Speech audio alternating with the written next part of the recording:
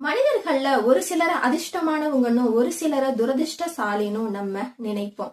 ஒரு சிலர் செய்யற காரியங்கள் எல்லாமே வெற்றி அடைஞ்சுக்கிட்டே போகும். ஒரு சிலர் எந்த காரியம் செஞ்சாலுமே அது வெற்றியே அடையாது. அதற்கான காரணம் என்ன? எந்த விஷயத்தை வைத்து வெற்றிகரமான மனிதர் அல்லது தோல்விகரமான மனிதர் அப்படிங்கிறத நம்ம பார்த்தோம்னா, நேர்மறையான எண்ணங்கள், பாசிட்டிவான எண்ணங்கள் அதிகம் கொண்டவர்களை அதிர்ஷ்டசாலியான மனிதர்கள் அப்படின்னு, நல்ல எண்ணங்கள், பாசிட்டிவான எண்ணங்கள் எந்த மனிதருக்கு இருக்கோ அந்த மனிதர் தொட்ட காரியங்கள் எல்லாமே துலங்கும். நீங்க அதிர்ஷ்டசாலியா வரணும், அதிர்ஷ்டசாலியா இருக்கணும்னு நினைச்சீங்கன்னா, நல்ல எண்ணங்களை உங்களுக்குள்ள வளர்த்துக்கிட்டீங்கன்னாலே நீங்க அதிர்ஷ்டசாலியா விளங்குவீங்க. உதாரணமாக, எல்லாரையும் மதிக்கணும், எல்லாருக்கும் மதிப்பு கொடுக்கணும் அப்படின்னு நீங்க நினைச்சீங்கன்னா, உங்களுக்கும் மற்ற அனைவருமே மதிப்பும் மரியாதையும் கொடுப்பாங்க.